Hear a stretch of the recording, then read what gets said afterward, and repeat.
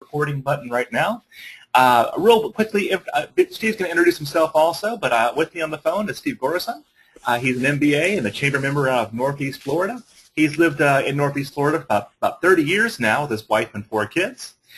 He also owns and operates Action Coach in Northeast Florida since 2004. He has 31 years of experience, wow, Steve, working with small and medium business owners to achieve their potential. And he was the 2012 Action Coach of the Year in the Americas, and he's on the Action Coach President's Club. Steve, I'm going to hand it over to you, and in the background I'll start answering some questions. Well, I appreciate it, Brian. I'm looking forward to our little session here today. And I guess the first question is, why do I call it Billionaire in Training? And it's because one thing is the hold on a second, my thing is not working. Yeah, there we go. Because these days making $1 million just isn't rich enough. You have to really think big, and that's really what the whole concept of what we're trying to do here today is get people with entrepreneurial spirits to be able to start thinking big. And I really appreciate everybody taking their time to come out here today to be on the call today. You know, a wise man once taught me, he said, you can lose all your money, but you always have the opportunity to make it back. But once you've lost your time, spent your time, that's gone forever. So I really appreciate everybody investing their time and coming in here today to sort of learn what the secrets of being an entrepreneur. And I want to talk a little bit, just introduce a little bit, Brian spoke a little bit more about me, but I want to talk a little bit about our company, because it's the company's concept, Action Coach, that we're going to be talking about, that I'm going to be teaching you here today. Is Action Coach. We're actually the world's #1 coaching firm. We have over 1,000 coaches in 26 different countries worldwide. We're coaching over 15,000 different businesses across the whole world. And and the thing that's really most important I want to pull out of this is that we're privately owned and founded by Brad Sugars, who's an entrepreneur himself with over $150 million in net worth. And it's his concepts, it's the things that he used to help him become a multimillionaire. And he actually got his first million when he was 23 years old. And it's these concepts that he's been able to use and improvise that we're going to be talking a little bit today. And really at Action Coach, our vision here is to create world abundance through business re-education, because today is all about learning. And we say that if you want to earn more, you have to use the L factor. That L factor is you got to put learning before earning. That L before earn is you got to learn before you earn. So with that, let's sort of take a little step here and talk about the entrepreneurial ladder, because it's really a step-by-step process to get there. We're seeming to have some technical difficulties. It sounds cutting in and out. Let's see if that's still a problem. Please let us know. But there's so many different ways of making it here in business. So many different ways through which you can reap the rewards of entrepreneurial success. Yet very few people ever learn what it takes, and for some reason, even fewer people are going to ever use what they've actually learned. So we got to really congratulate everybody that's here on our this webinar today for taking that first step towards the success that you could in the world of entrepreneurial business, because they have to learn. You got to figure out what you need to do to get there first. And the first step is really to invest in knowledge. The second is we have to absorb that knowledge. And the third and most important step is really to sit down and take action. That's why our company is called Action Coach. So as we're going to see here today, there's 6 or 7 rungs to the entrepreneurial ladder that'll help us get to the top that we're going to go through today. And at Action Coach, our definition of a successful business is a commercial, profitable enterprise that works without you, because anything else has to be classified as something other than really a true business. Because as long as with most things in life, there are many different levels of being in business, and that's sort of what we're going to sort of talk about. But now the thing that I've done is being mentored by Brad Sugars is I believe that business is really a game, and if you want to play the game, you got to learn the rules, and that's what we're going to be talking about today. Is what are the rules of the games of business? And what's even more important, it's that it's better that you learn from really someone who has succeeded in the game. I mean, where I'm in my business, I've really helped small local businesses here in the Jacksonville areas move from employee, self-employed manager to that owner level. You know, if you're all the way on that owner level and you're getting into that investor or entrepreneurial level, that now you're in time that you need to hire Brad Sugars and pay him $1,000 an hour to be able to help you get into that level. But you still need to know what you need to do to be able to get there. You know, but the things that is most important, you need to be taught by someone who's really successful, that has done it before, not necessarily scorekeepers, the accountants, the rule makers, the lawyers and whatnot, but people that really know how to put this into action. So we're going to start right now with the first level. First level is that of the employee. You know, almost everybody starts here. The employee, it's neither good or bad, but even though you're probably get the idea, it's not most recommended strategy to really create wealth. You see, being an employee trains you almost to be the exact opposite of an employee. And we see that most people here are employees, and some of you also want to start to own a business. And so what we're going to, so you really have to understand what you're supposed to do at this employee level. Because most of us is, we go to school, we get a good, you know, we be good, and it says go get a good, and we get a good job. And we play what Brad likes to call is the employee game. You work hard, long hours, achieve some specialization, and so you can get paid for being the only one that does that. So it's larger paychecks going to then equal your greater borrowing capacity. So what do we end? We end up in bigger debt, just getting in more stuff, and we sort of get stuck into the cycle that we can't break out of. So there's really two different ways to be thinking as an employee. There's sort of that limiting belief of employee that keeps us sort of stuck, or there's empowering beliefs. And what we're going to do is we're going to talk a little bit about the differences between the two. So first, limiting belief for an employee is, you know, first, the most important thing is owning more stuff. Owning more stuff is really more important than people in wealth, because I just have to, we sit there, we own all the stuff, we get into debt, and we just sort of get trapped in there. But the powering belief is you have to change your priorities. It's first on, you know, developing relationships with people, then focusing on money and wealth, and then thirdly, focus on buying stuff. Because you can always get that stuff later. You need to sit down and focus on, how do I create my wealth first? So the next thing is, the limiting belief is that higher income equals more wealth. No, income and wealth are two different things. So we need to think about it in a different way. In a different way is, you know, what you do with your income determines your wealth. It's not the income that equals wealth. The next one on limiting belief is that our intelligence, skills, experience creates our wealth. No, that just gives us some knowledge. Again, it sort of goes back to what we do with it. But it's really that courage, action, leadership that are really more important than really creating wealth than, you know, our book knowledge. You know, it's what we do that really counts, and most importantly. So the next thing we're going to talk about is that limiting belief is that a steady paycheck equals security, and it doesn't always necessarily go that way. So, and what we want to be thinking about is making decisions on vision and trust, not fear of what can go wrong. Because I always look as a great acronym for fear is false expectations appearing real. We start putting all these things in our head that are sort of why we can't do things, instead of focusing on that vision and the things that we want to be able to drive our success. Hopefully that makes success to everybody. All right, so next thing we're going to look at on the employees is employees' relationship with money. See, at each of the 5 levels, we're going to examine a relationship with money. I like to think of money as having a personality. You know, it's a way of being, and our relationship with it, determines its relationship with us. You know, so let's think about it. How does employees, what's their relationship with money?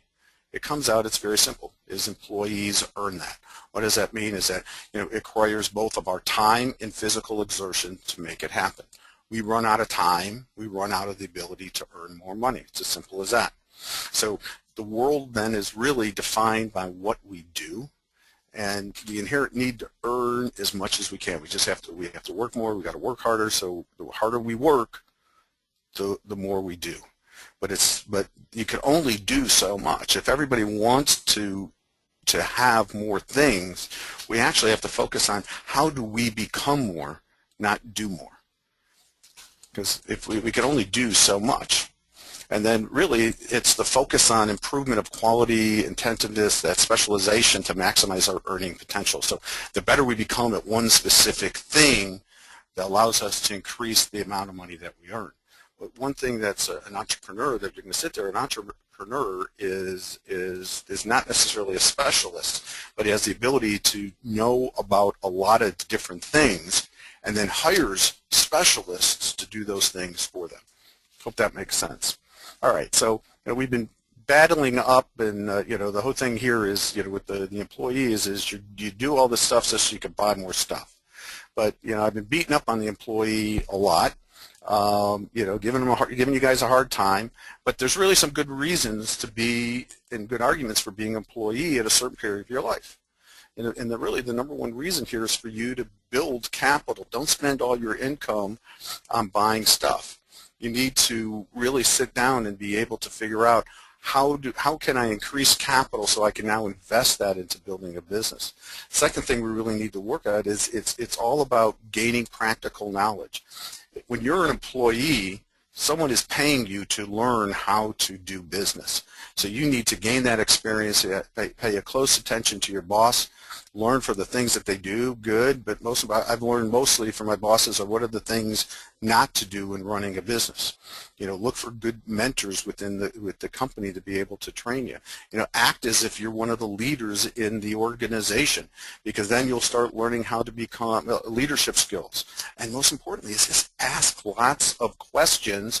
It gives you that ability to really just be, like I say, is just sort of be curious like a 2-year-old.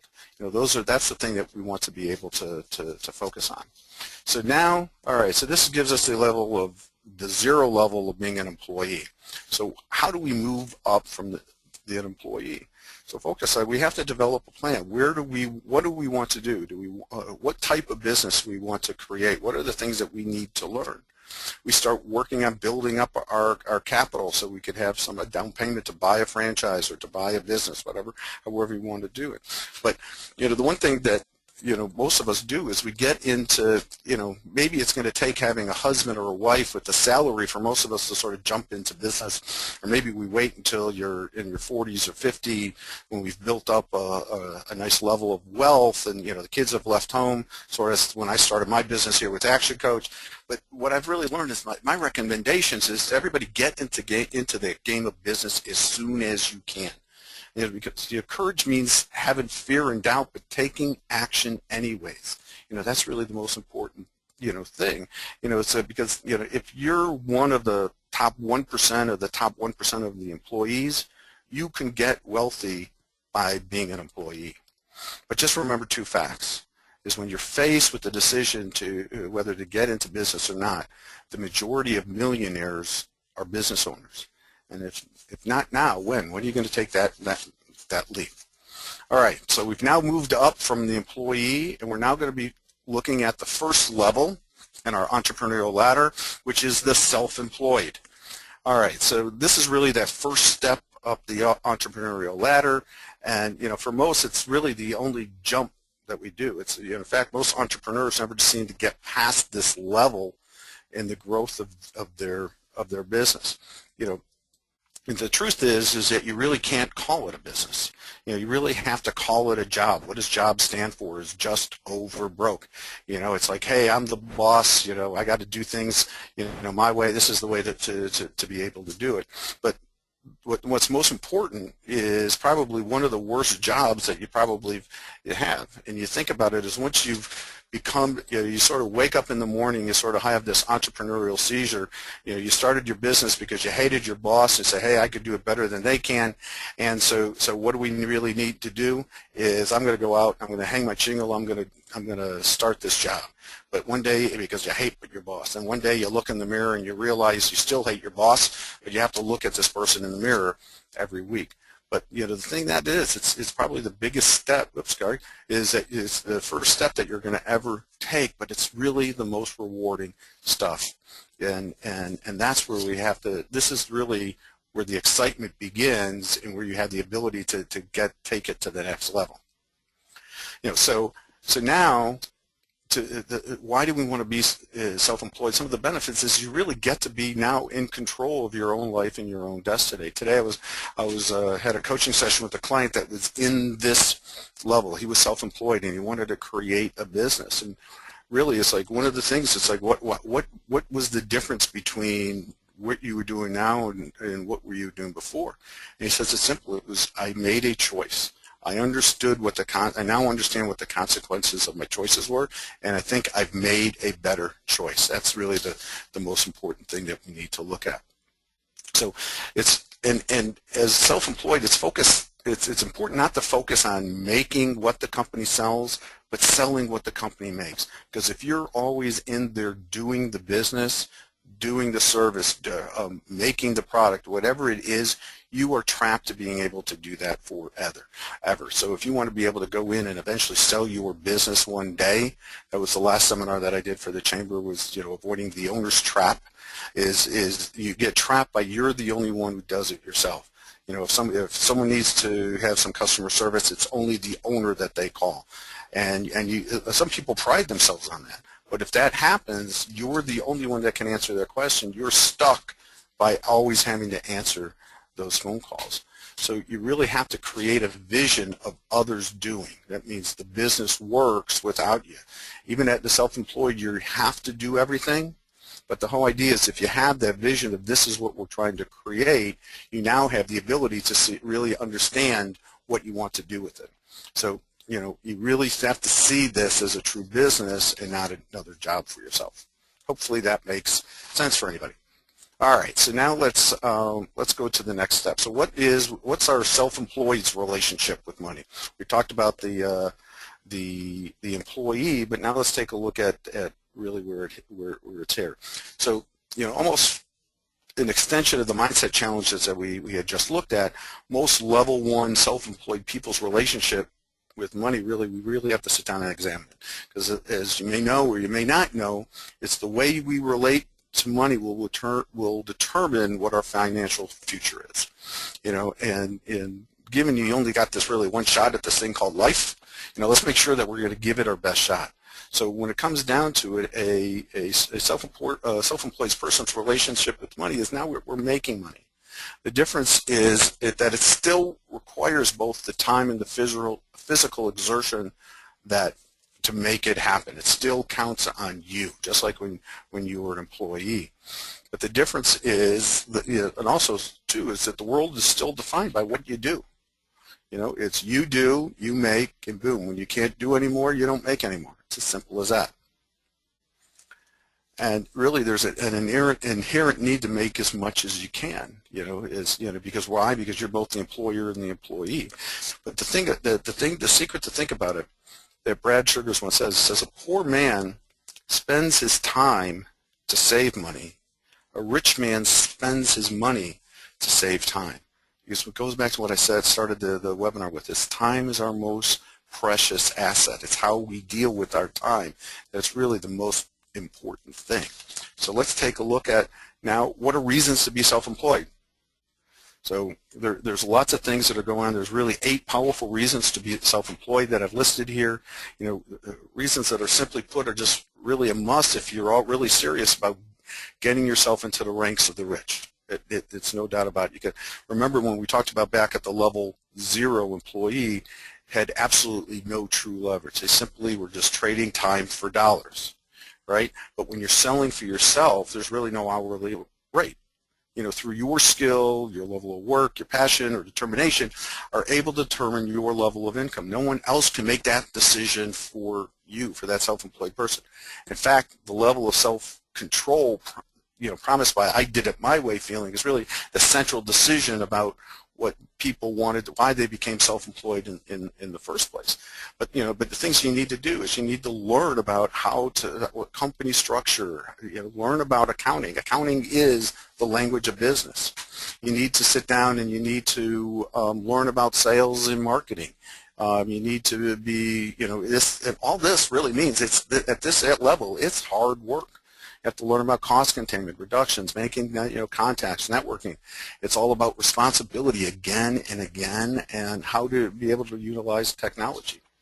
But the thing that you really want to focus on, it's all about this extra work that you're doing. You have to think about it as it's an entrepreneurial apprenticeship. We're studying that you have to do some of this stuff late at night after hours. That's why self-employed people put a lot of hours in, but you need to do it as from a learning point of view, because you need to learn what you need to do at each level to get to that next level. But also, one of the greatest reasons for being self-employed is we make more money, we pay less taxes. There's a lot of different tax benefits as we talk about just for being employed over just being an employee. So now, how do we move up from being self-employed? The first step here is most people don't get past this level. What we find is the first step is getting up this ladder is your vision, is what do you really see. As long as you see yourself as running a one-person business, that's all you'll ever be. Changing your identity really is changing your way of thinking to become a builder of businesses and really creating an empire. That's really what you want to do. It's this webinar, if anything, is about your mindset. It's getting you to think differently about what it means to be a business and to be a business owner and to be business creators. And that's what we really don't learn this stuff in school. So that's why it's really important to understand what these basic concepts are. We need to think big, which means really changing the identity. We're not running a small business, but a growth business. Don't think of yourself as, oh, I just have a small business. No, I am in a growth business. I'm going to keep growing this business. Goals, that seem to maybe be at initially the time was the stretch goals, but they reduce your self-limitations. They help you to really help you work harder for those, to reach some of those stretch goals. You need to take a look at what does your organization look like when your business is finished. Focus on the jobs, not the people. What are the, create positional charts, position descriptions for all the jobs in each of the business. And if you're self-employed, you do all those jobs, but you need to systematize each of those positions so you know what to do. Here's really a couple of tips on hiring that we teach our clients at Action Coaches. We have what we call as a 4-hour hiring process, and to sum it up is we hire people on passion and spirit, and then on body and mind. That mindset, skill set second. Bring on people that you could afford when you could afford half of their wage, because they'll make up enough for at least for the second half. And then this is how you can be able to then start working on your business, because you're not working in the business.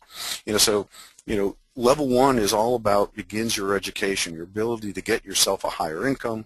Remember, income is not wealth, and wealth is not rich. So let's talk about the next step of getting rich. So now we're at the second level, and that's the manager level. So the what we're talking about, here you've made this leap. Congratulations. Pretty cool. We're there. But the whole thing we need to sit down and we need to take a look at is, it's really your new growth now brings on different challenges. This is the level where managers most decide that they're just going to fire everybody. I want to go back to doing everything myself, because if I can't train my people to do everything right, if I want to get it done, I got to do it myself.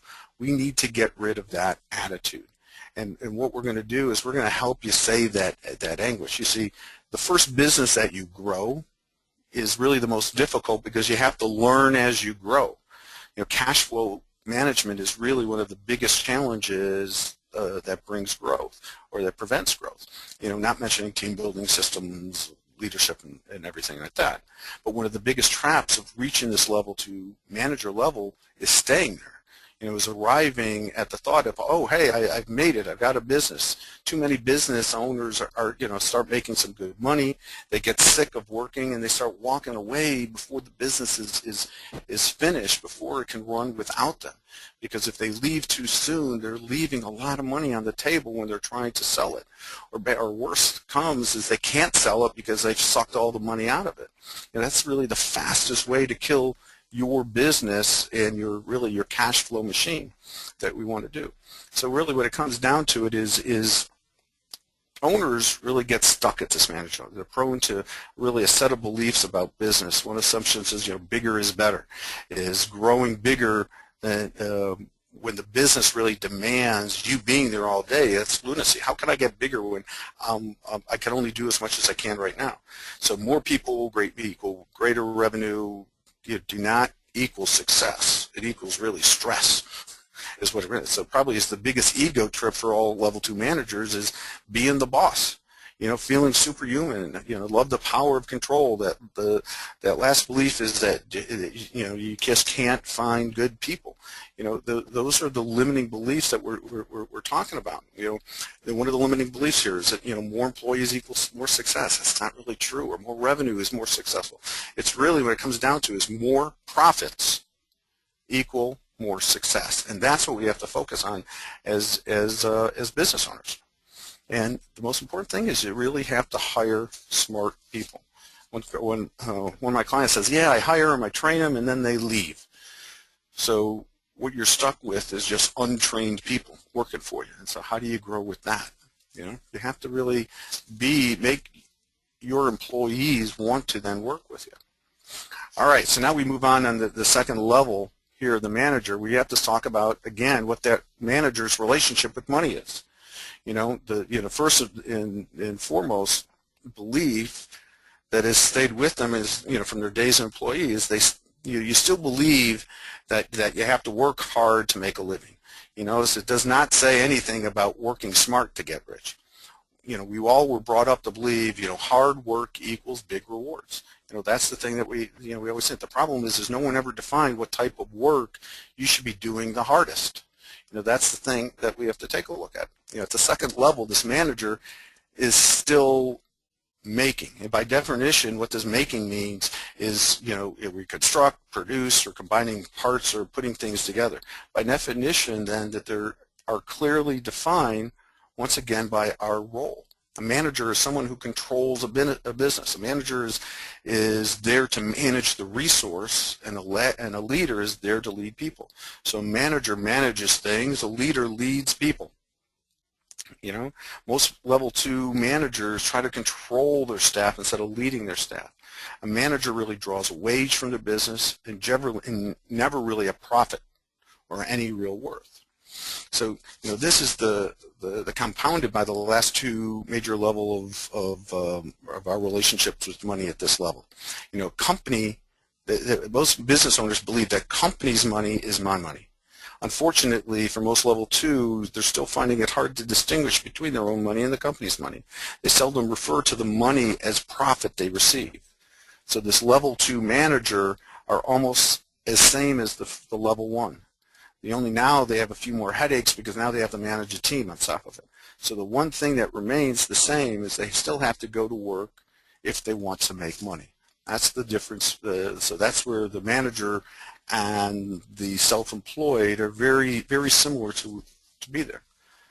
So, but we need to go through this step to be able to do it, because the world's still defined by what we do. And it's that inherent need to make as much as we can that's going to help us get rich. And we have to get rid of that thought. So again, why do we need to be a manager? Why do we have to go through this step? Here it's really is what you should be learning and value by being a manager. There's still more to learn. Probably the biggest mind stretch is learning to juggle at this point. You need to have at least a dozen thoughts running through your head. At any one point in time, at any stage of your business, the level of your personal income should grow substantially at each of these different levels. If it doesn't, something is wrong. Something is really massively wrong. You're not doing the right things or doing the right things in the right order.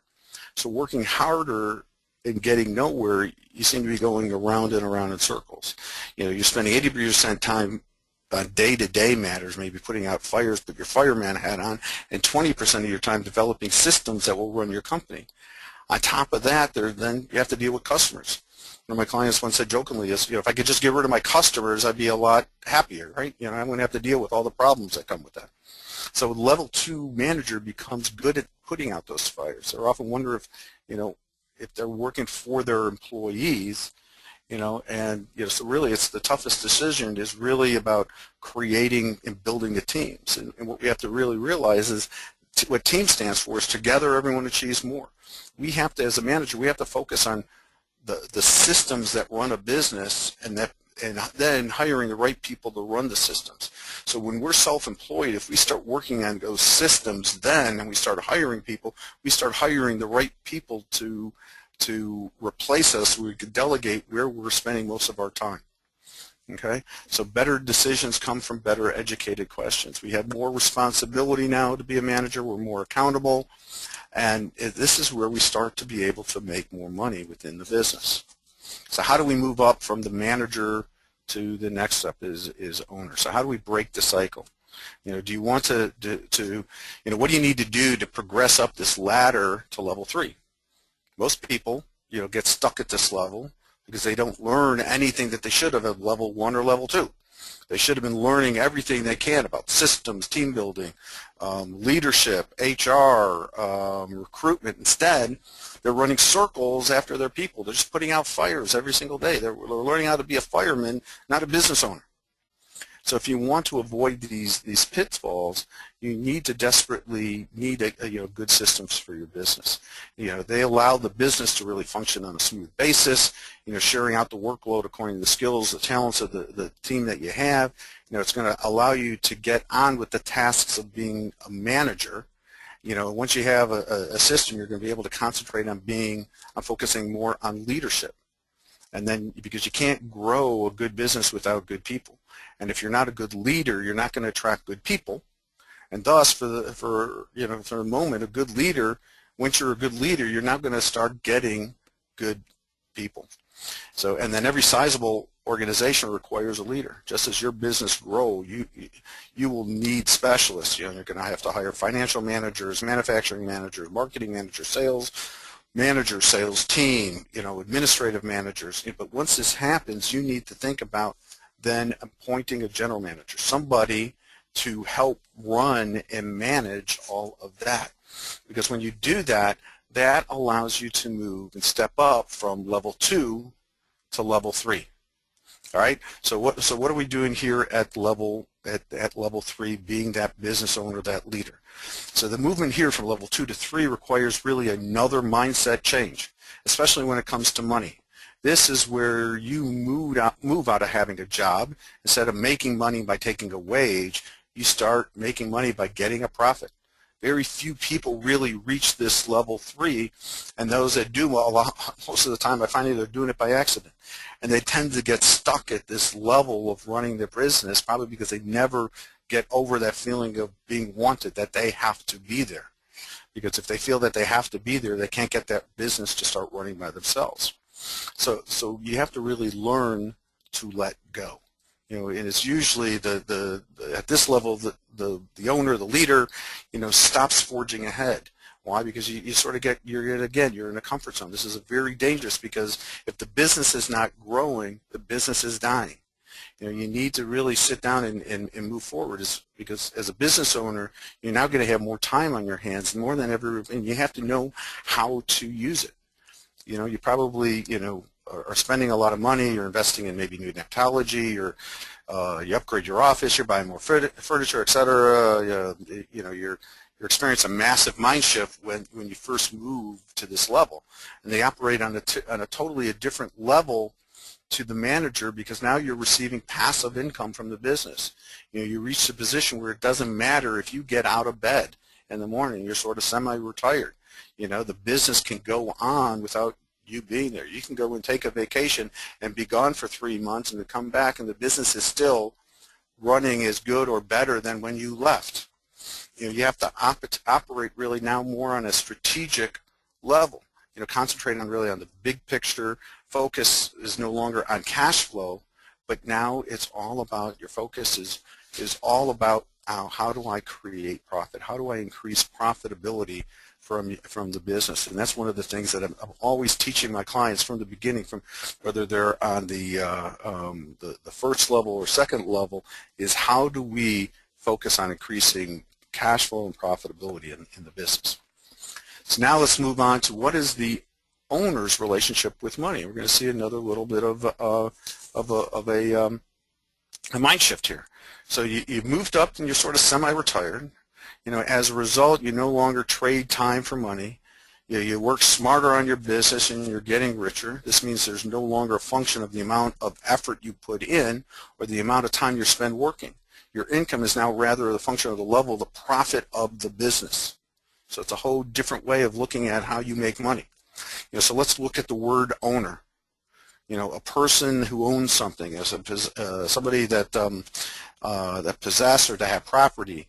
Then let's look at what is a leader. Is a person who leads. A leader is a very different person, you know, from the levels below. Owners do not make or earn money; they receive money. It's a different way that we need to look at this. So what do we learn? What are the reasons of being an owner? Where do we go from here? So the most really compelling the reason to be an owner is the passive income stream. You know, it provides, you know, this is where you get the better lifestyle. This is really where the fun begins. It's where you start, you're more relaxed from the daily pressures of managing the business. You concentrate more on your health. You spend a lot of quality time with your family. You have time to start learning all over again. Maybe you're reading a little bit more. You're going to more seminars, workshops. You're trying to learn different things, and not now on how to be an owner, but how do you get to that next investor level. You know, you start working again at a more strategic level. You know, you're probably the first time you really beginning to really learn how to invest, because you now have this passive income that's coming into the business. You have to learn to invest, and this is the beginning. This is where you start to build more businesses. You've already learned how to create one business, so how do we do that and apply that again? Hopefully that makes sense for everybody here. And, you know, it's time to start looking at doing things differently, because why you have the freedom at this stage, because the business is running without you. All you have to do is make sure that the general manager is doing their jobs of managing and running the company. All right, so now this is the career. This is the part where even for me this is new territory. How do we move up from being the owner into what Brad really calls is the investor? You know, so what does it mean to move up to this first thing? So the first thing you need to be doing at this level 3 is really building capital, accumulating capital to invest in other businesses. This is vital if you want to become really rich. You know, you've now begun setting yourself maybe new business or personal goals. You know, you've seen something potential for duplicating, you know, what you've done, you know, in your first business. You know all the steps of creating one business. You can now realize how easy it is to do it again. You know, if it's worked once for you, you know, do you think it'll work again? Of course. That's what the whole thing of learning through each of these stages is all about. So, but this level 4 is all about investing. If you're to succeed at this level, you need to learn as much about investing, you know, making money with money to create wealth. You know, use money, what's the point I'm trying to write? Is you use money to make money with time, but now you make it with other people's money, other people's time. You know, the name of the game is to find a company that is not performing near its true capacity, buy it at a rock bottom price, and then build it up quickly using all the skills and knowledge that you had by creating your first business, and put the systems that you've learned and everything that you've developed, and then sell it for a premium price. It's flipping businesses. Brad created his business by learning how to create one business, buy it at it, and then build it up and sell it. finding these opportunities are now is where your new challenge is. And it will be something that you relish. This is what when you're on moving up from the owner to the investor level. This is your challenge. This is the thing that's going to drive you. You might come across this through business dealings or your social network. Or you just might find them by just being more observant, because now you're looking for these types of deals. And then you need to find the good people who's really going to help you to build these companies. And it's like the higher that you climb up this ladder, really, the more fun it gets. You won't going to be working harder. You're just going to be playing for bigger stakes, and that's where that's really what it's all about. All right, so now we finally we're getting to the end. It's now we're going up from the owner to the investor level. It's a whole different mindset. You see, the investor takes a different view of business and their business goals. Their basic catchphrase is "Let's grow," right? Let's grow. They have a different way of thinking about when to compare those on the previous levels. They're thinking about, according to the concept is the rule of zeros. What does that mean? What's the rules of zeros? What that is it's what is your level of zeros in your life? How many are you comfortable with? What is your day-to-day number of zeros? Are you looking at $100 an hour, $1,000 an hour? Are you looking at trying to make $100,000 or $1 million or $1 billion? It really, all it is just a factor of how many zeros are at the end of the numbers. So to move up the scale to 3-0 range, in a job, you're going to probably have to be in sales, management, or some profession. To add another 0 to that, you need to sort of be in business. People get into property rich because they're playing with more zeros. Investors makes more money by building and selling businesses. So what's our mindset now? Is at this level we want to keep things simple. The immediate goal is the creation of wealth through buying and selling businesses. That's all. Use your profits, or at least some of your profits, to buy investment property or stocks. But you're looking to leverage as much as you can in business dealing at this level. What most people want is to buy businesses that are successful. The goal is to get a good deal. You'd never pay full asking price. Always pay wholesale when you're looking to buy business. You need to be really aware of getting bogged down in the thick of things. Continue to really to buy, build, and sell businesses. And you'll realize now that you need to have a president, somebody that's going to sort of start to manage all the different businesses that you're acquiring. And the whole point here is, sometimes you get to the business owner, you've duplicated everything, you've created systems, and there are a lot of people where they sort of create wealth is by creating a franchise, is now duplicating what you've done and selling those systems to everyone else out there. That's when things really get fun. So let's take a look at now, what's the investor's relationship with money? We need to learn how to invest money we make from our passive income stream. Investors' word for money is what? Is return on investment. The investor only thinks about return on investment. It's all about his capital and the return, what level of return are we getting for what we're investing on.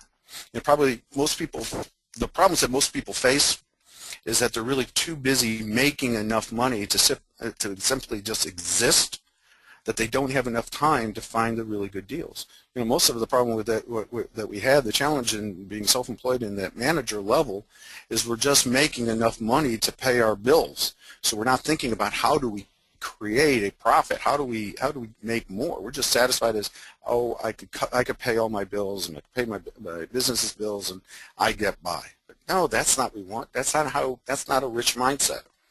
This is because it's all been integrated into our thinking that we have to be specialists. And we miss then all the different opportunities that come our way. So the next thing that we need to think about is at level 4, we no longer need to put in the time that you achieve your goals. You only need to use your knowledge and your money. You need to leverage really to your best to your advantage. An investor is a person who invests money. The return on investment is really to give you a profit. There's no work or really action implied here.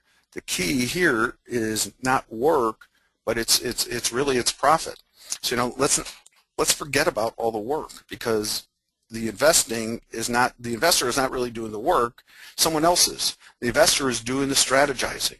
You're doing all the thinking.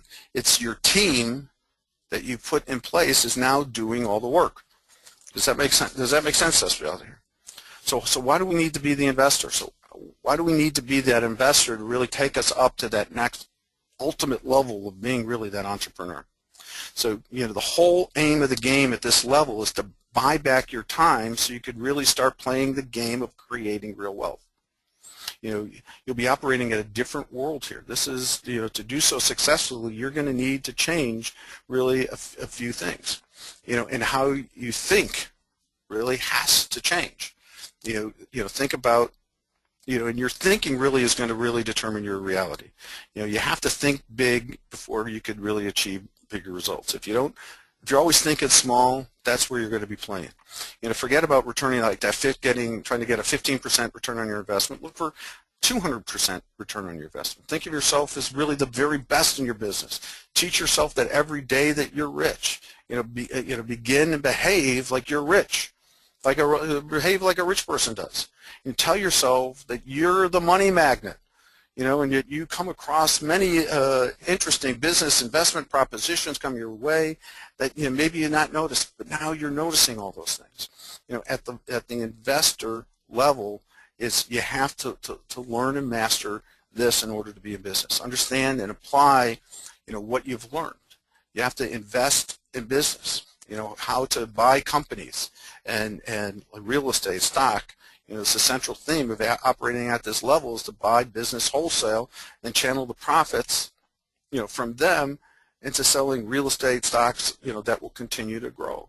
Think about it as buy, add a value, low cost, build it up, sell it, or buy, renovate, and sell. Whether if you're in the housing, if you're flipping houses, it doesn't make a difference. But building a reputation is really important at this level. You're going to need to get good, reliable networks to act as intelligence or information gathering tools. Learn about corporate structure, learn about taxation, learn about being a director. This is a whole new set of knowledge that we need to be focusing on when we're getting onto this higher level of being an entrepreneur. On our journey to our riches and creating our wealth, you stock and trade. From here, it's all about buying, building, and selling businesses. Sometimes your intention might not be to build a business you've acquired. You might want to renovate it and then realize the profits quickly. You might be required to finance a more important project, so you want to flip it to get cash fast. Deals like this don't warrant spending too much on them. Deals in this category are really quick deals. Treat them as part of your stock and trade, the things that you're trying to focus on in the business. But the most important thing here is realize it's okay to make mistakes. This is how we learn. It's okay. This is all about having fun. This is where the fun really begins, because your return on your investment, you're making so much that if you make a mistake, it's just a learning experience. One of my professors in school, the difference between successful and unsuccessful people is that you're right one more time than you're not. And as long as you're working on being right more times than not, you're going to become successful. All right, so this is the tricky part. How do we move up from that investor level? So we made that decision to give it a go and to move up this last rung of the ladder. Not everybody chooses to really be there. To see if you have really what it takes to operate as a true entrepreneur. You have to have a good understanding of corporate structure, how to set up the structure that can accommodate various businesses in such a way that it really works to your advantage from a tax advantage. You may want to consider a holding company to hold shares of subsidiary companies, or needless to say, there's, like I said, tax ramifications to the way that we set up this corporate structure that needs to be considered very carefully. Next thing is the learning curve. is you're on a steep learning curve right now. Don't let that scare you off. If you stop learning, you're going to die. And to learn, you really got to teach. So, and teaching is really one of the best methods of learning, because it forces you to really think about what you're trying to teach. That's why I like teaching this program, because I'm just getting into being in that owner investor level and want to be that. And the more I could talk about it, the more I could teach it, the more it becomes a reality to me. So we need to really consider exactly what we're doing and what we're trying to get across. How we could do it. Whether there's easier ways. This is a marvelous way to re-examine learning and teaching. Is our current understandings, our beliefs of business systems, methodology, concepts, and this could really lead to whole new other things. So teaching is not only the best way of ensuring long-term survival of your team, it's also really it's a great team building exercise. So to grow, you must sell. I'm going to repeat that. You have to do enough deals to really be considered a master. People will want to invest with you. They're going to find yourself dealing with people's money, and they're going to be leading you to that last level, that of the entrepreneur. Again, to grow, you must sell. It's a fundamental rule that you're going to be observing now. As you grow, you start behaving more and more like that entrepreneur. So we finally made it. Here, we're at the entrepreneur level. So what do we do here? So this last level is the one that really is the potentially most exciting. This is the one where the real true capitalist operates. It's at this level that you make money by raising capital. You're using other people's money to build paper assets like stocks, franchises, licenses, royalties, and whatnot. Sort of think of it this way. A true entrepreneur uses other people's money to make money. The reason you run seminars, you write books, on how to succeed in business is to build that reputation so you can now take your company public. You have a whole number of investors jump on board. This is part of your business strategy. That's what we're trying to look at. Think about it this way. Think about Bill Gates. He is one of the world's richest men, right? What does he sell? Does he sell computer software? Does he sell information? Does he sell solutions or systems? What Bill Gates sells is shares of Microsoft. What he sells to create his own personal wealth is his shares in Microsoft. True entrepreneurs build businesses that they can take public. This allows them to gain immediately or overnight a massive amount of wealth. Just I can't think of his name right off the top of my head, the guy from Facebook. Just think about how wealthy that he had become just when he took Facebook public about a year or so ago. So at this level, you are acting more now as a visionary. You will be a dreamer. You're a dreamer with a vision. It's often said that all the best deals start with a simple dream. But it's no good just dreaming. You got to take it, put it into action, and make your dreams come true. So you have to sell the dream, then work like heck to make that a reality. Always keep your mind focusing on what is real, but what's not necessarily real right now, but soon will be. Trust yourself and your team will turn that vision into a reality. That's really what things are all about. It's the entrepreneurial mindset. That you've gained knowledge along the way. You need to change the way we think. Changing the way you think is what we call it's a four-step process. It's called IVVM. So let's take a quick look. This is probably a lot of the stuff I talked about today is theory and stuff. I wanted to leave you with at least one tip of something that you could apply right now that can help change your mind and where you are. So what the IVVM stands for? First, it stands for idealization. It's to make a dream come true, you have to first have a dream. You have to dream bigger. The next step is about visualization. You must focus on that dream day and night and really think about it, make it a reality in your mind. Only then it can become reality. Verbalization. You need to say it. You need to say it over and over again. And then materialization is when you're really truly committed. This is it's amazing is when you see these realities come into fruition. So let's take a quick look at each one of these. Idealization is really stretch your mind with the possibility. Look at what you really choose. What's your ideal life? Think about that, and choose what's already yours. You have to think about it in the future sense. It's just sit down, close your eyes, and just really think about what is it that you want. Because remember, what you want means that you assume you don't already have it. Therefore, you sort of push it away. It's like, yeah, I want that, but yeah, that's not me. So look for the ideal situation and see yourself in that ideal situation. The next step then is visualization.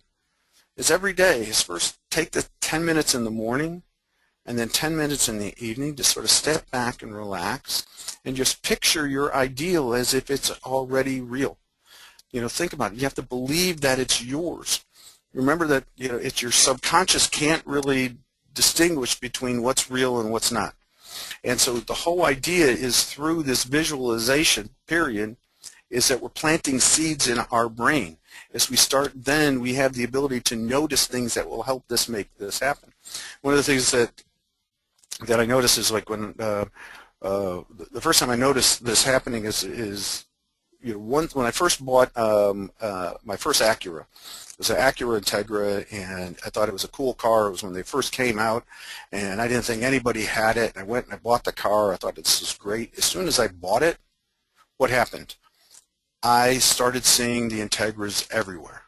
Why? Because now it was my focus. That was what the thing that I was thinking on.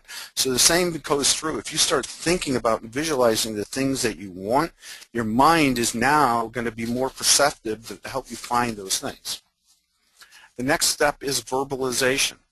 Is what I like to put clients through as an exercise is create a list of 20 positive I am statements about yourself, about your life that you choose to be. I am rich. I am an entrepreneur. I am a successful leader. I am a leader of motivated employees that run my business for me. Boom. You say these things and choose the life that you want to be, and repeat these statements at least twice every day after or before you've done your visions, and then state it in the present tense as it's already happened, because your mind can't distinguish between what you want and what you have, or what reality is and what isn't. But when you say it, you got to say it with passion. You have to. And the more passion, the more energy you put into it, the greater it has.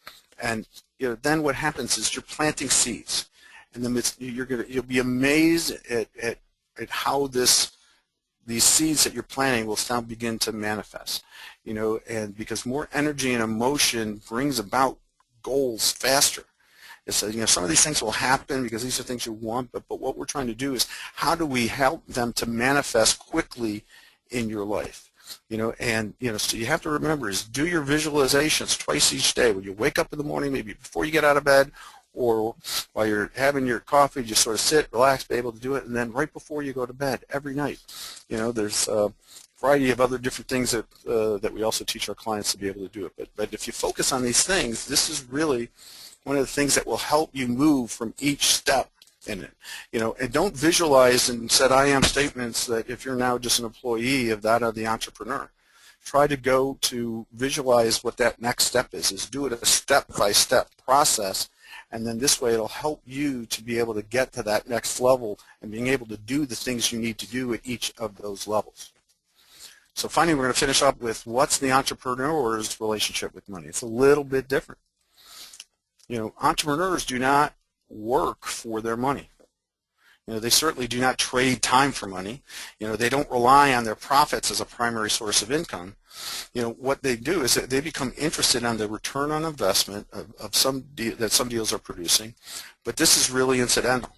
They make money by raising capital. They create money by adding value.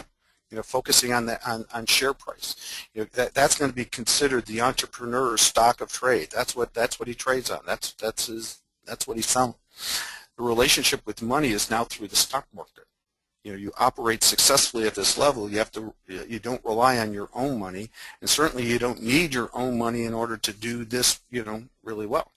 An entrepreneur is a person who organizes and manages commercial undertaking. You're selling you sell wholesale and retail deals. You buy low, sell high. It's a cliche, but yeah, this is how you really become the entrepreneur. So how do we end up? So what are the reasons that we want to get there? Because in fact, that the richer you get, the less you pay for taxes, because tax systems favor those that are in business. We already know that.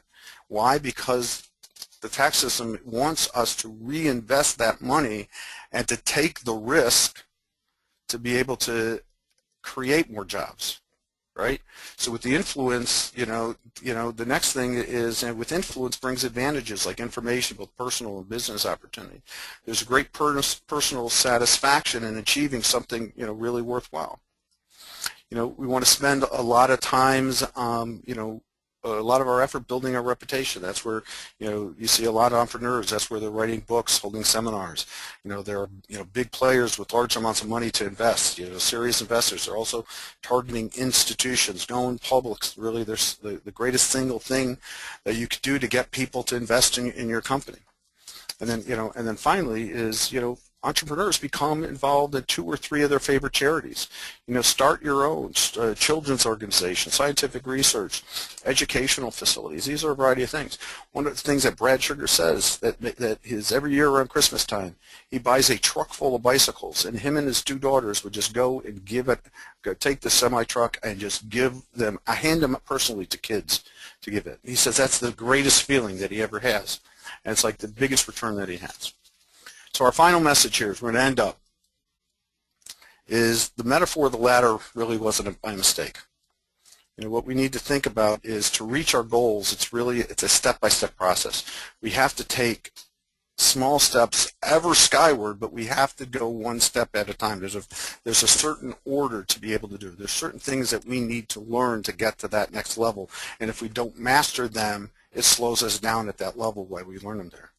So we need to start beginning our journey up that ladder with a plan.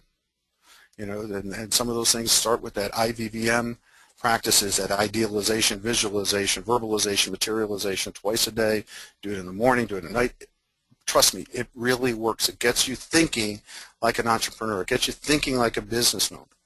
And and just really ended up here with the last thing is there's just really more abundance to you. Hopefully, I went through a lot of this stuff really fast on some of these things, but I hope you really got the points of what I was trying to get across. Really on behalf of myself and all the coaches, the action coaches worldwide, I really thank everybody for this opportunity.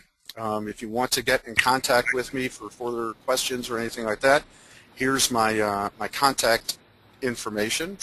If anybody is a business owner and they really want to think about what it takes to work with a coach, I'll offer anybody a free coaching session. If you want, you can put your name and business name and phone number in the questions down below and follow up with you that way, or you could just contact me on your own, whatever you feel. But I really appreciate everybody investing their time here. Is now time to take action and build your dreams. Thank you very much. Well, thanks, Steve, and thank you for attending this webinar today. The recordings will be posted later tomorrow afternoon. Have a great day, and thank you again very much for attending. Thanks, Steve. Thank you, everybody.